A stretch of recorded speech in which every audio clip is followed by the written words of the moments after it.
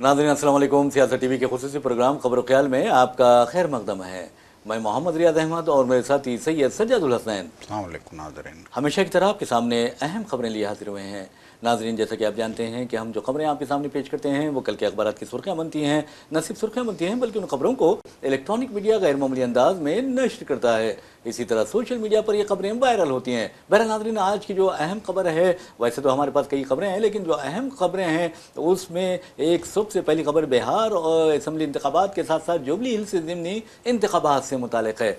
आप अच्छी तरह जानते हैं कि बिहार में क्या हो रहा है। पहले मरहले की रायदही में आपने देखा कि तकरीबन 121 असेंबली हलकों का अहाता किया गया और फिर अब दूसरे मरहले की रायदही कल यानी 11 नवंबर को होने वाली है। और ये कहा जा रहा है कि मरकजी वजीर दाखिला अमित शाह पटना में कैंप किए हुए हैं और तेजस्वी यादव ने इल्ज़ाम आयद किया है कि अमित शाह यहाँ पर रहते हुए तमाम अजला के जो इलेक्शन कमीशन के अहदेदार हैं उन पर असरअंदाज होने की कोशिश कर रहे हैं और उनसे राब्ते में हैं। क्या अब सवाल ये नहीं पैदा होता कि आखिर अमित शाह वहाँ क्यों मौजूद है? क्या अमित शाह हर हाल में बीजेपी को और एनडीए को कामयाबी दिलाने के ख्वाहां हैं? ये सबसे अहम सवाल है। और आपको ये बता दूं कि अगर बिहार गया तो समझिए बीजेपी की बाहर गई, यानी बीजेपी बाहर भी हो सकती है इख्तिदार से। तो बहरहाल नाज़रीन, आपको बता दूं कि बिहार में जो कुछ भी हो रहा है, अब देखेंगे कि कल 122 असेंबली हलकों में रायदही होगी जिसमें सीमांचल के जो 4 अजला हैं, ख़ासतौर पर इन 4 अजला में 24 आबंद सज्जा साहब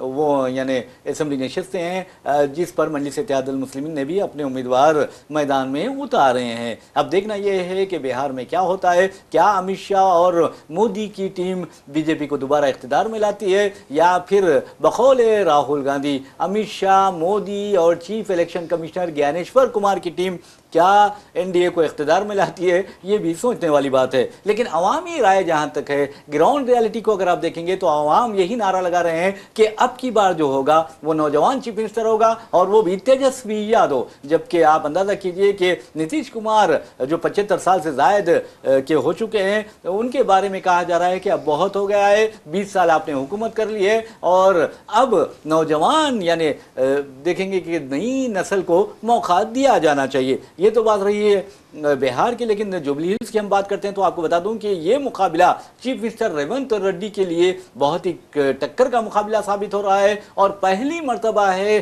तारीख में कि कोई चीफ मिनिस्टर एक ज़िमनी हल्के के इंतखाब के लिए इस कदर सरगर्म हो गया है। तमाम कैबिनेट को उतार दिया गया है, तमाम उतरा उतर गए हैं वहाँ पर और ये कहा जा रहा है कि मुकाबला टक्कर का है। और चीफ मिनिस्टर ने जिस अंदाज में इंतखाबी मुहिम चलाई है, अब भी आप देखेंगे कि अब तो इंतखाबी मुहिम इख्तिताम को पहुंच चुकी है।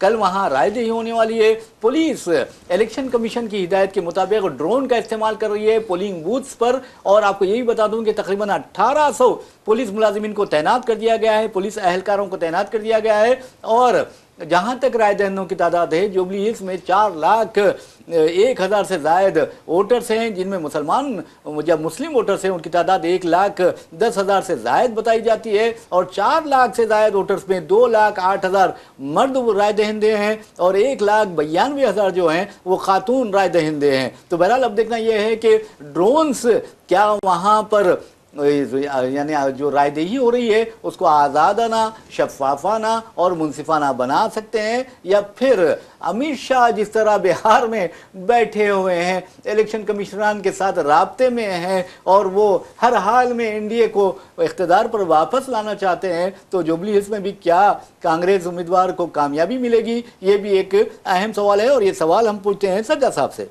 ये देखिए यकीनन जैसा कि हम जानते हैं कि हैदराबाद के हल्के जुबली हिल्स असम्बली हल्के जुबली हिल्स का ये इंतखाब, जहाँ तक मेरा ख्याल है, इंतखाबी तारीख का सबसे दिलचस्प इंतखाब है। ज़िमनी चुनाव यहाँ पे हो रहा है। जैसा कि आप जानते हैं कि बीआरएस के एमएलए की मौत के बायस से सीट खाली हुई है। अब बीआरएस ने उन एमएलए की मतलब बेवा को जो है उम्मीदवार बनाया है जी। तो सबसे पहले देखिए, जब जो इलेक्शन की डेट आई थी, जब नॉमिनेशन फाइल हुए थे, तो उस वक्त जिस तूफ़ानी रफ्तार से बीआरएस के जो मौजूदा जो सदर हैं KTR ने जिस तूफ़ानी रफ्तार से वहाँ पे इंतखाबी मुहिम शुरू की थी और जिस तरीके से उन्होंने जो है रेवंत रेड्डी को निशाना बनाया था, उसके बाद जो है जो मतलब पब्लिक की तरफ से रेस्पांस मिला था, उसने जो है कांग्रेस को भी चौंका दिया था। जी जी। फिर उसके बाद कांग्रेस भी सरगर्म हो गई। कांग्रेस के तमाम जो है काबीना के अहम तरीन काबीने वज़रा को जो है कह दिया गया कि आपको वहाँ जाना है और जो है वहाँ पे इलेक्शन में पूरी जो है कैंपेनिंग करनी है नवीन यादव की हिमायत में। फिर उसके बाद ये इलेक्शन उस वक्त और भी दिलचस्प हो जाता है जब असदुद्दीन अवैसी की दारुस्सलाम में एक प्रेस कॉन्फ्रेंस होती है। उस प्रेस कॉन्फ्रेंस में असदुद्दीन अवैसी ऐलान करते हैं कि हमारी पार्टी ने कांग्रेस के उम्मीदवार की हिमायत का फ़ैसला किया है और हम जुबली हिल में अपना उम्मीदवार नहीं ठहराएंगे, हम इलेक्शन में हिस्सा नहीं लेंगे, बल्कि कांग्रेस के उम्मीदवार की हिमायत करेंगे। जी जी। उसके बाद जो है मुहिम एक नई शक्ल इख्तियार करती है और जैसा कि आप भी जानते हैं कि चीफ मिनिस्टर को जब देखा चीफ मिनिस्टर ने कि KTR जो है बहुत ही जारहाना मुहिम चला रहे हैं, KTR और हरीश राव जो BRS के कायदीन हैं बहुत ही जारहाना मुहिम चला रहे हैं, तो फिर चीफ मिनिस्टर को मैदान में कूदना पड़ा। और फिर देखिए चीफ में देखिए, जहाँ तक मेरा ख्याल है किसी एक ज़िमनी चुनाव के लिए चीफ मिनिस्टर का मैदान में आ जाना ये इस बात की गम्माज़ी करता है कि ये इलेक्शन अब सभी के लिए आना का मसला, BRS के लिए आना का मसला इसलिए है कि वहाँ पे BRS का उम्मीदवार था और BRS को पब्लिक में ये भी साबित करना था कि आपने जिसको मुंतखब किया वो हुकूमत आपकी जो है पूरी तरीके से नाकाम हो चुकी है। BRS को ये साबित करना है। अब जैसे कि आपने भी सुना कि KTR ने कहा कि बैगन की बात ना करते हैं चीफ मिनिस्टर, वो जो है क्या काम किया उन्होंने, 500 में सिलेंडर देता हूँ बोले से नहीं दिए वगैरह। बहरहाल जो है बड़ी दिलचस्प जो है उन्होंने मुहिम चलाई थी। उसके जवाब में चीफ मिनिस्टर मैदान में आ गए और दिलचस्प बात ये हुई कि MIM के MLC कई भाजियाँ जो MLC को भी जो है मैदान में उतार दिया गया। MLAs भी उतर गए हैं। MLAs मैदान और वहाँ के कारवान के MLA भी पूरी तरीके से मुहिम चला रहे हैं। और फिर और एक दिलचस्प बात यह कि अजहरुद्दीन भी मैदान में आ गए, जी हाँ, जो अभी जो है वज़ीर हैं हुकूमत में। देखिए KTR ने एक मसला ये भी उठाया था। KTR ने कहा था कि कांग्रेस की हुकूमत को 2 साल हो गए हैं लेकिन उन्होंने मुसलमानों को नुमाइंदगी नहीं दी काबीना में, ना उन्होंने डिप्टी CM बनाया ना उन्होंने वज़ीर बनाया। तो ये इशू बड़ा गर्मा गर्म इशू था हल्के में वहाँ के जुबली हिल्स में। चूँकि मुसलमानों की तादाद 1 लाख के जो है वोटर्स हैं, तो एक बड़ी तादाद मुसलमानों के वहाँ पे है, तो मुसलमानों का जो वोट होगा वो फैसला कौन होगा। यही सिचुएशन को देखते हुए फिर रातों रात अजहरुद्दीन को वहाँ पे जो है 31 तारीख को हलफ दिलाया गया वज़ीर का, और कल इलेक्शन है और आज अजहरुद्दीन बाज़ाब्ता जाते हैं अक़लियती बहबूद के वज़ीर की हैसियत से वो ओहदे का जायज़ा लेते हैं। और आज आप देखेंगे तो आपको अंदाज़ा होगा कि जो है पूरी जो है सोशल मीडिया में भी और TV चैनलों में भी जो मोहम्मद अजहरुद्दीन की जो है खबर चल रही है कि उन्होंने ओहदा का जायज़ा हासिल कर लिया वगैरह वगैरह। बहरहाल जो है ये एक जो है सरगर्म सिचुएशन, अजहरुद्दीन का जो है खबर भी आ गई। तो कांग्रेस ने ये पैगाम देने की कोशिश की कि हमने एक मुस्लिम को वज़ीर बनाने का वादा किया था और वो वादा पूरा किया है। ये कांग्रेस ने जो है कांग्रेस ने पैगाम देने की कोशिश की है। बहरहाल जो कुछ भी हो, मजलिस के लिए यहाँ आना का मसला इसलिए है कि मजलिस ने यहाँ पे कांग्रेस की हिमायत की है। अगर कांग्रेस की जो है जो उम्मीदवार है अगर वो हार जाता है तो ये मजलिस की हार और जो हुकूमत में मजलिस का जो मतलब एक हाँ पैगाम है या फिर एक दावा है कि हैदराबाद पे हमारी हुकूमत है, वो दावा खोखला साबित होगा। तो मजलिस को वहाँ पे अपने आप को मनवाने के लिए वहाँ पे उसको उस उम्मीदवार को जिताने की ज़रूरत है जो कांग्रेस का उम्मीदवार है। तो बहरहाल यहाँ रेवंत रेड्डी के 2 साला कारकर्दगी भी जो है दाव पे लगी हुई है, मजलिस की कारकर्दगी भी यहाँ पे दाव पे लगी हुई है कि उसका शहर पे कितना असर है। और फिर उसके साथ साथ BRS के लिए भी ये जो है अना का मसला है। BRS ये पैगाम देना चाहती है लोगों में कि कांग्रेस पूरी तरीके से नाकाम हो गई है और लोगों ने कांग्रेस को मुंतखब करके एक बड़ी गलती की है, ये जो है वो पैगाम देना चाहते हैं। तो बहरहाल उनका अपना मसला है, कांग्रेस का अपना मसला है, मजलिस का अपना मसला है। ये तीन मसाइल के बीच में जो है वहाँ के अवाम जो पूरी तरीके से घिरे हुए हैं।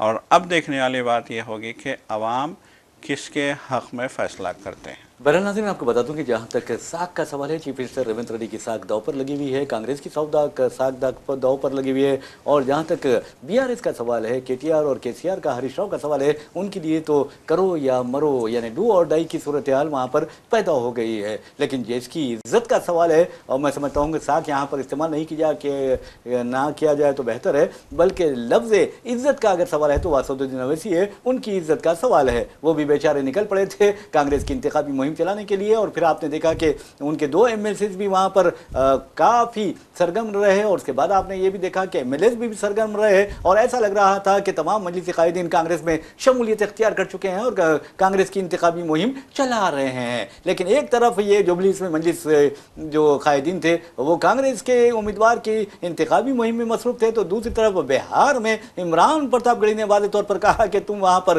कांग्रेस की इंतखाबी मुहिम चलाते हो और यहाँ पर कांग्रेस को गालियां देते हो। तो बहरहाल असदुद्दीन ओवैसी के इस फैसले पर बहुत ज़्यादा लोगों ने तनकीद भी की, और अब देखना यह है कि जुबली हिल्स का क्या नतीजा निकलता है। अगर नतीजा कांग्रेसी उम्मीदवार की शिकस्त में निकलता है तो समझिए कि असदुद्दीन ओवैसी ही नहीं बल्कि एमआईएम के लिए बहुत ही चैलेंज भरे दिन आने वाले हैं। अगर ऐसा होता है तो क्योंकि आप देखेंगे कि खास तौर पर याकूतपुरा और चारमीनार हल्के के बारे में कहा जाता है कि मजलिस के हाथ से निकल सकती हैं अगले असेंबली इंतखाबात में। तो बहरहाल यहाँ पर अब ऐसे नौजवान भी तैयार हो रहे हैं, ऐसे उम्मीदवार भी तैयार हो रहे हैं जो मजलिस को जबरदस्त टक्कर का मुकाबला दे सकते हैं और उनको चैलेंज कर सकते हैं, उनको ललकार सकते हैं। तो बहरहाल अब देखना यह है कि जुबली हिल्स का क्या नतीजा निकलता है, कौन कामयाब होता है, कौन नाकाम होता है, कौन फतेहयाब होता है, कौन शिकस्त खोरदा उम्मीदवार कहलाएगा। ये एक आने वाली बात है और 14 नवंबर को इस बात का पता चल जाएगा। वैसे मैं नाज़रीन आपको बता दूं कि जहां तक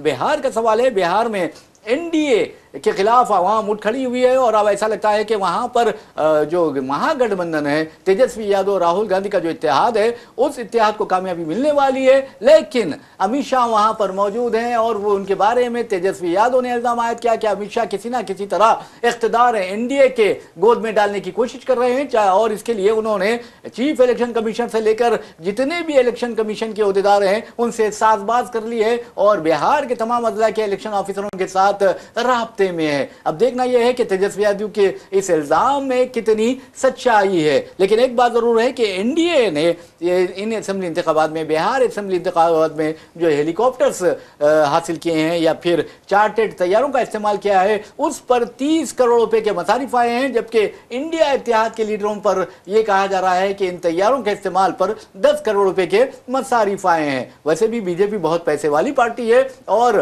बीजेपी का यह भी दावा है कि कारकुनों के हिसाब के या रुकनियत के हिसाब से देखा जाए तो वो दुनिया की सबसे बड़ी पार्टी है। लेकिन आपको बता दूं कि अक्सर लोग इसे फाशिस्ट पार्टी कहते हैं आरएसएस के साथ मिलाकर। तो बहरहाल आरएसएस इसकी सरपरस्त तंजीम है और आरएसएस का क्या किरदार रहा है, आरएसएस के कायदीन का क्या किरदार रहा है, मसूलिनी से किसने मुलाकात की थी, हिटलर की किसने तायद की है, ये आप अच्छी तरह जानते हैं, अंग्रेजों की किसने गुलामी की है, किसने तलबे चाटे हैं, और आप ये भी अंदाजा कर सकते हैं कि मुजाहिदीन आज़ादी की मुखबिरी अंग्रेजों के लिए कौन की थी, ये भी आप अच्छी तरह जानते हैं। तो बहरहाल हमने जुबली हिल्स के बारे में भी आपको बता दिया है। अब यहाँ पर चीफ मिनिस्टर रेवंत रेड्डी और असदुद्दीन ओवैसी की साख और इज्जत दांव पर लगी हुई है और बीआरएस के लिए करो या मरो की सूरत हाल है। अब देखना यह है कि मुस्लिम वोटर्स क्या करते हैं, क्योंकि इन्हें बहुत ही सोच समझ कर अपने वोट का इस्तेमाल करना होगा। बहरहाल नाज़रीन एक और खबर की जानिब लिए चलते हैं। अब अच्छी तरह जानते हैं बेचारा आसाम का चीफ मिनिस्टर है और वो मुसलमानों की बढ़ती आबादी पर बहुत ज्यादा तशवीश का शिकार हो जाता है। जब भी मुसलमान बच्चे पैदा होते हैं तो बेचारे के पेट में दर्द शुरू हो जाता है और उसे ये पता नहीं कि बच्चे कैसे पैदा होते हैं, क्यों पैदा होते हैं, किसको पैदा होते हैं, उसे ये अंदाजा नहीं है। तो बहरहाल वो कहता है कि मुसलमानों की आबादी आसाम में बहुत बढ़ती जा रही है। इसके अलावा वो ये भी कहता है हर काम मुसलमानों के दुश्मनी में करता है, मुसलमानों की मुखालिफत में करता है और बार बार मुसलमानों को नुकसान पहुंचाने की साजिशें रचता है। इसमें कोई दो राय नहीं है, ये मैं नहीं कह रहा हूं, सारा हिंदुस्तान कह रहा है। मदारिस का दुश्मन, मसाजिद का दुश्मन और आप देखेंगे कि मुस्लिम बस्तियों का भी वो दुश्मन है, इसमें भी कोई दो राय नहीं है। ये मैं नहीं कह रहा हूं, इंटरनेशनल और नेशनल मीडिया पर उसके बारे में कई रिपोर्ट्स आ चुकी हैं। अब वो बेचारा परेशान है क्योंकि उसको एक बीवी है और वो संभाल लेता है, ये अलग बात है। तो बहरहाल एक हुकूमत चलाने वाला एक बीवी को भी आसानी से संभाल सकता है, लेकिन आप देखेंगे कि उसकी कई ऐसी तस्वीर आई हैं जिसमें वो अजीब व गरीब हरकतें कर रहा है, खातून IAS ऑफिसर के बाजू ठहर कर। तो बहरहाल अब उसने रियासत आसाम में पॉलीगेमी यानी एक से जायद बीवी रखने पर पाबंदी आयद कर दी है। तो बहरहाल आप कुछ नहीं कर सकते, लेकिन दूसरों पर पाबंदी आयद कर दी है। तो कहने का मतलब यह है कि बच्चों का होना ना होना ये आपके अपने पर भी है और सबसे ज्यादा कुदरत पर है। ये कुदरत जो फैसले करती है वही होता है, बस आपको मेहनत करनी पड़ती है और आप मेहनत नहीं करते और दूसरों पर आप इल्जाम आयद कर देते हैं। तो इसका मतलब भी आप समझ रहे होंगे और जो मैं समझाना चाह रहा हूं आपको। और एक अहम ये बात बता दूं कि ये बेचारा इंतहाई एहसास कमतरी में मुब्तला है और आप खुद इससे सवाल कर सकते हैं कि तुम्हारी कितनी औलाद है। तो बहरहाल औलाद एक नेमत है और इस तरह की औलाद से यानी आप एक बच्चा पैदा करें खामोश बैठ जाएं, जबकि आप देखेंगे कि भागवत कह रहे हैं 3-3 पैदा करो, 4-4 पैदा करो। आप में उतनी कुव्वत नहीं है कि आप पैदा कर सकें और जो पैदा करता है उस पर आप उंगली उठाते हैं, जबकि आपको उंगली उठाना नहीं चाहिए, बल्कि जो बच्चे ज्यादा पैदा कर रहे हैं उनके हाथ चूमना चाहिए, उनका आशीर्वाद लेना चाहिए, ताकि आप भी उस काबिल बन सके कि आप भी बच्चे पैदा करने के काबिल हो जाएं। तो बहरहाल सज्जाद साहब, अब ये 2 बीवियां जो करेंगे यानी एक से ज्यादा जो शादी करेंगे तो उनको 7 साल कैद बामशक्कत की सजा मिलेगी। और ये हेमंता बिस्वा शर्मा की बकवास है। ये बिल कैबिनेट ने मंजूर कर लिया है आसाम की और 25 नवंबर को असेंबली में पेश किया जाने वाला है। तो ये और एक मुस्लिम दुश्मन इकदाम नहीं है?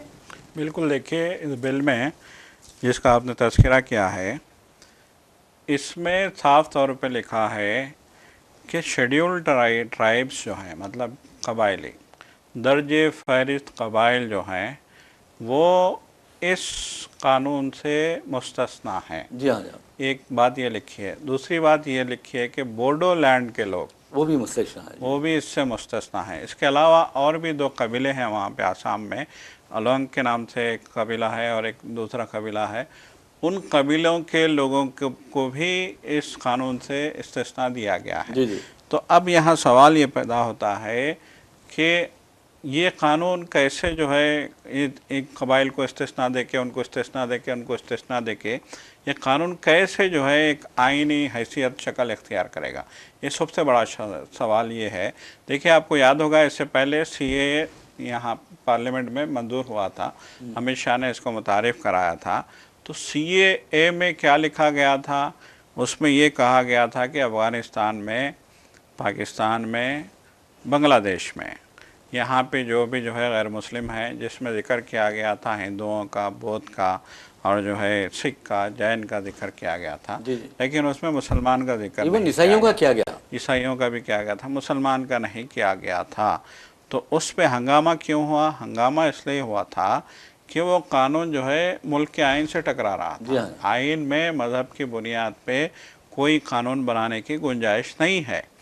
अब यहाँ पे आसाम में अगर एक कानून नाफिज हो रहा है पॉलीगमी के नाम पे, कसरत अज़दवाज के नाम पे, एक से ज़ायद शादियों के नाम पे, तो फिर ये पूरी रियासत के अवाम में क्यों ये जो है दायरे में नहीं आते? कबाइल को क्यों हटाया गया है? तो ये इससे साफ ज़ाहिर है कि इनकी नीयत साफ़ नहीं है, इनका जो है जहन में जहर भरा हुआ है। इनको मुसलमानों से जो है हमेशा से जो है मुसलमानों से एतराज़ था, मुसलमानों से हसद था, मुसलमानों से दुश्मनी थी। आज भी वो दुश्मनी गाहे माहे निकालते हैं। बसवा शर्मा की आप तकरीरें सुनेंगे तो आपको अंदाज़ा होगा कि वो किस शिद्दत से जो है मुसलमानों के ख़िलाफ़ बोलते हैं, जबकि चीफ मिनिस्टर है रियासत का। और फिर जिस तरीके से वहाँ पे मुसलमानों के घरों को गिराया जा रहा है, यह साहब आज भी आसाम के एक मुस्लिम अक्सरियती इलाके में 360 से ज़ायद जो है फैमिलीज़ को बेघर कर दिया गया। और जो है कई एकड़ों में फैले हुए घरों को जो है ज़मीन बोस कर दिया गया, ये कहते हुए कि ये नाजायज़ मतलब है कि गैर कानूनी गैर मजाज हैं। तो इस तरीके की जो वहाँ पे सियासत करी जा रही है मुसलमानों के ख़िलाफ़, यकीनन राहुल गांधी ने सच कहा है कि आपके आसाम में कांग्रेस की हुकूमत आएगी और बसवा शर्मा जेल जाएंगे। तो जिस तरह के उनके, जैसा कि आपने कहा कि बसवा शर्मा जो है मुख्तलिफ जो है इस कामों में मुलविस है, जी हाँ, जी हाँ, जी मुख्तलिफ उन पे कई जो है केसेस मतलब कई इल्ज़ामात हैं उन पे। कांग्रेस के नर्सिंग होम में पैदाइश हुई थी।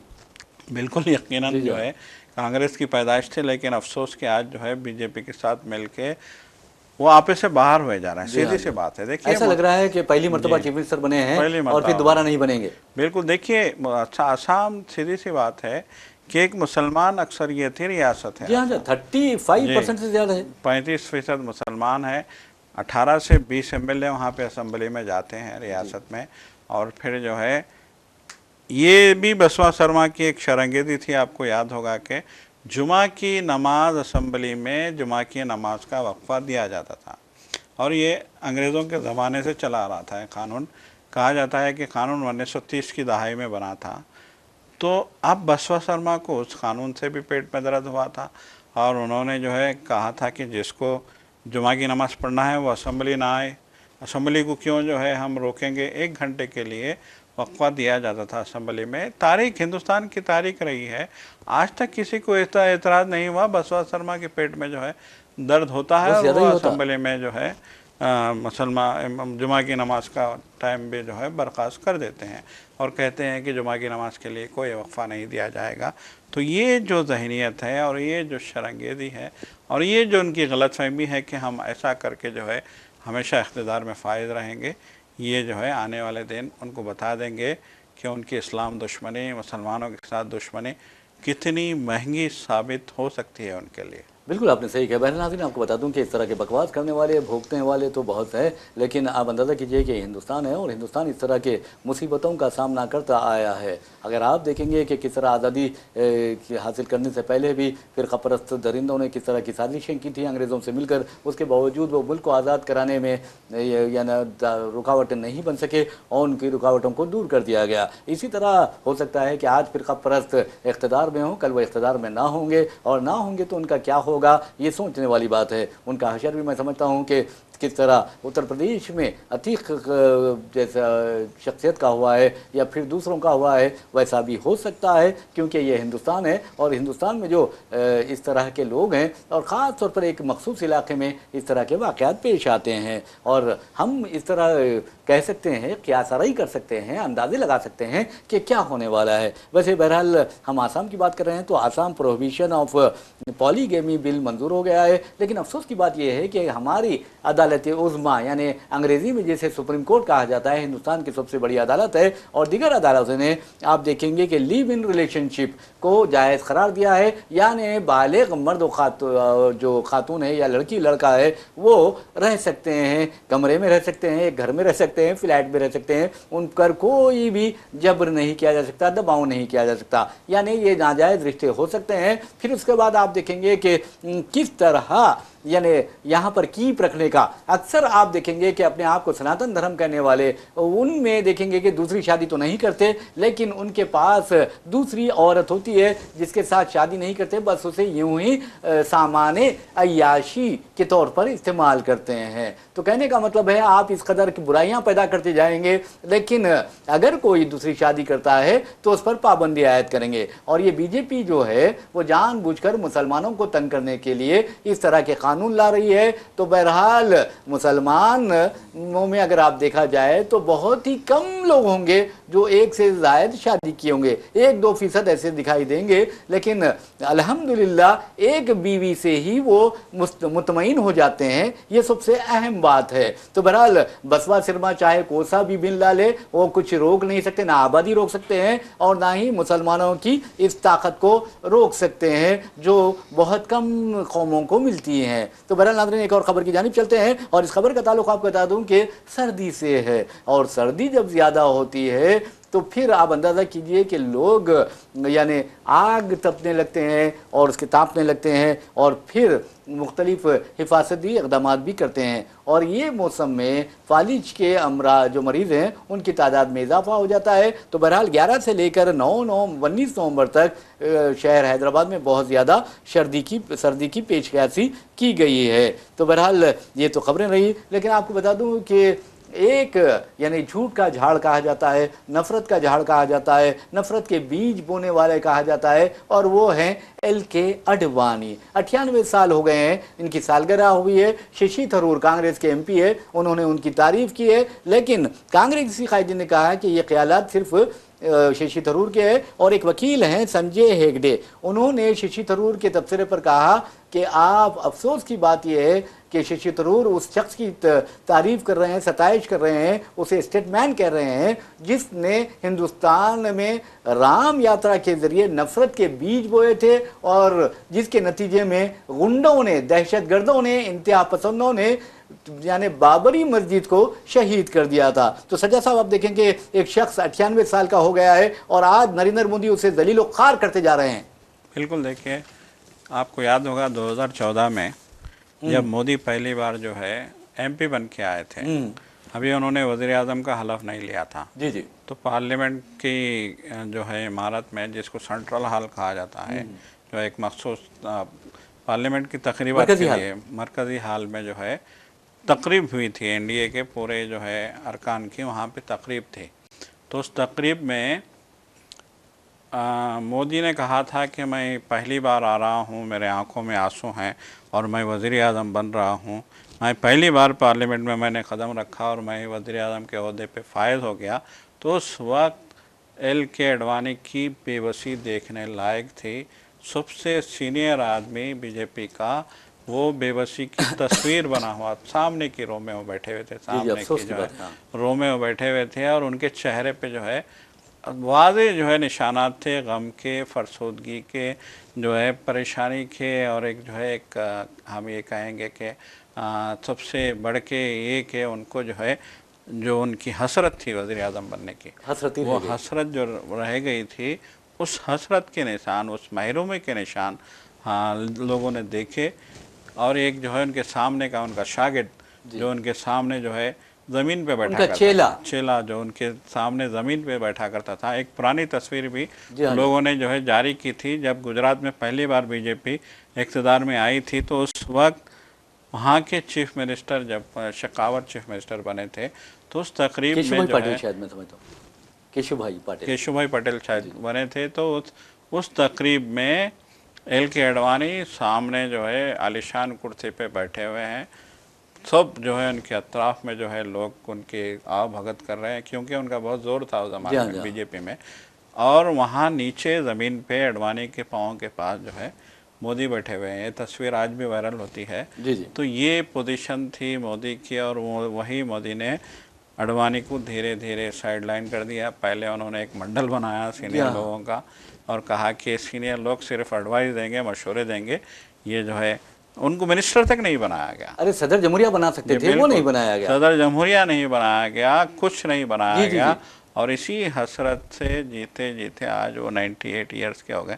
तो जिनको BJP खुद जो है इस तरह से, जो अपने ज़माने का टेरर था, मर्द आन कहा जाता था BJP में, जिसने 2 सीटों से BJP को पूरा इक़्तिदार दिलाने में जिसका अहम किरदार रहा है, जिसने नफ़रत की बुनियाद रखी थी बाबरी मस्जिद के नाम पे, बाबरी मस्जिद के नाम पे और राम मंदिर के नाम पे जिसने रथ यात्रा की थी, आज उसका क्या अंजाम हुआ कि जब मंदिर बना तो मंदिर की जब तकरीब थी, राम प्रतिष्ठा की जो तकरीब थी, उसमें तक नहीं बुलाया गया LK अडवाणी को। आप अंदाज़ा लगाइए कि किस तरीके से जो है मोदी एंड कंपनी ने जो है अडवाणी का हाल किया। बहरहाल वो आज जो उनकी सालगिरह है 98 में, हम तो जो है उनको मुबारकबाद ही दे सकते हैं और क्या कर सकते हैं। लेकिन शशि थरूर जो है के रिमार्क को लेके अब जो है ये बात फैल रही है कांग्रेस में कि ये छुपे हुए RSS के कहीं रुकन तो नहीं है। कांग्रेस में छुपे हुए RSS आरएसएस ये कहा वाले जाता तो है नहीं है। कांग्रेस में आरएसएस की बहुत चड्डियां रहती जी, हैं, ये बिल्कुल, कहा जाता है। बिल्कुल। देखिए- बहरहाल नाज़रीन, आपको बता दूं कि जहां तक ट्रंप का सवाल है या मोदी का सवाल है, तो आपको बता दूं कि मोदी जी ने कहा था कि जो बैरूनी ममालिक में हमारा काला धन या सियाह धन या ब्लैक मनी है वो लाकर हम हर हिंदुस्तानी के बैंक अकाउंट में 15 लाख रुपए जमा कराएंगे। और वैसे भी अक्सर हिंदुस्तानी बीवियां नरेंद्र मोदी जब अक्सर हिंदुस्तानी बीवियों का ये कहना होता है कि आप नरेंद्र मोदी की तरह झूठ मत बोलिए, क्योंकि वो अपने शौहरों से इस तरह की बातें करती है। क्यों? वजह ये है कि नरेंद्र मोदी ने कई वादे किए लेकिन उन वादों को वफा नहीं किया। मिसाल के तौर पर 15 लाख रुपए हर हिंदुस्तानी के बैंक अकाउंट में जमा कराने का ऐलान किया था, वादा किया था, लेकिन आज तक वो वादा वफा नहीं हुआ। 15 पैसे भी किसी भी हिंदुस्तानी के बैंक अकाउंट में नहीं आए। लेकिन ट्रंप के बारे में कहा जाता है कि वो अजीब गरीब है, लेकिन उन्होंने अपना एक वादा पूरा करने का ऐलान किया है। टैरिफ से जो आमदनी हो रही है, सालाना $1 खरब की आमदनी हो रही है, ऐसे में उन्होंने अमेरिकियों के बैंक अकाउंट में एज ए डिविडेंट यानी मुनाफे के तौर पर या तोहफे के तौर पर $2000 जमा कराने का ऐलान कर दिया है। तो बहरहाल ये ट्रंप है। लेकिन और एक बात बता दें कि गजा में उन्होंने सिविल मिलिट्री कोऑर्डिनेशन सेंटर जो कायम किया है, उसके तहत इसराइल को उन्होंने सानवी यानी सेकेंडरी अहमियत दी है। इसराइल को कोई अहमियत नहीं दे रहे हैं और वहाँ पर 20,000 अफवाज जो इस्लामी ममालिक की होंगी तैनात की जा रही है। और इस मामले में भी अमेरिका इसराइल से कोई मशवरा नहीं ले रहा है। इन दोनों के दरमियान इख्तलाफात पाए जाते हैं, ये खबर आई है सजा साहब। और आपको ये बता दूं कि जहाँ तक इन अफवाज का सवाल है, 20,000 जो अफवाज है वो तुर्किया है, कतर है, मिस्र है, मुत्तहदा अरब इमारात, इंडोनेशिया और आज़रबाईजान, उनसे होंगी, पाकिस्तान से नहीं होंगी। बहरहाल इसराइल ने तुर्किया फौज के बारे में कहा कि उसके पैर भी हमारे फ़लस्तीन में ना पड़ने पाए, इस तरह की बात कही है। और फ़लस्तीन पर इसराइल जो दावा कर रहा है वो दावा सारी दुनिया ने खारिज तो कर दिया है। बिल्कुल बिल्कुल। देखिए, अमन फ़ौज वहाँ पे जो है गजा में जाएगी, वहाँ में वहाँ संभालेगी। तो देखिए, अमन फ़ौज जब जाएगी तो उनको अंदाज़ा होगा कि किस तरीके से रफ़ा क्रॉसिंग पे किस तरीके से जो है इज़राइल जुल्म और सितम के जो है पहाड़ तोड़ता है, कैसे एक इलाके को जो है कैद खाने में बदल दिया गया है, कैसे उस इलाके के लोगों के साथ जुल्म और सितम होता रहा है। ये आज से नहीं है, 1967 से इसकी तारीख है कि जब से उन्होंने जो है फ़लस्तीन के एक बड़े हिस्से पे कब्ज़ा किया। गजा को उन्होंने बाज़ाब्ता तौर पे एक जेल खाना बनाने के रखा हुआ है। आज भी दुनिया कहती है कि गजा जो है पूरी दुनिया में एक ऐसा शहर है जिसको हम खुली जेल के तौर पे देखते हैं। तो खुली जेल बना के इज़राइल ने गजा को रख दिया है। अब देखना ये है कि ये जो आलमी फ़ौज गजा में जा रही है, वैसे तो 80% गजा खंडर में बदल गया है, लेकिन अब देखने वाली बात यह होगी कि गजा के लोगों की जो बेघर हो गए हैं, जो है खुराक से महरूम हैं, जो दवा से महरूम हैं, जो परेशान हाल हैं, जिनके अपने जो है गुज़र चुके हैं इज़राइल की जो है जारहाना बमबारी में, जिनके अपने शहीद हो चुके हैं, हज़ारों लाखों लोग जो है शहीद हुए हैं और जो है 10 लाख की आबादी बेघर है। तो उनके लिए ये अमन फ़ौज क्या राहत पहुंचाती है और इज़राइल को क्या सबक ये फ़ौज सिखाएगी, ये देखने वाली बात होगी। बिल्कुल, ये देखने वाली बात है और हम देखेंगे नेक्स्ट प्रोग्राम में क्या होगा। तो बहरहाल नाज़रीन, इसी के साथ हम अपना प्रोग्राम खबरों ख्याल अख्ताम को पहुँचाते हैं। अपने मेज़बान मोहम्मद रियाज़ अहमद और मेरे साथी सैयद सज्जादुल हसनैन को इजाज़त दीजिए। इंशाल्लाह फिर मुलाकात होगी, फिर बात होगी। तब तक के लिए अल्लाह हाफ़िज़, खुदा हाफ़िज़।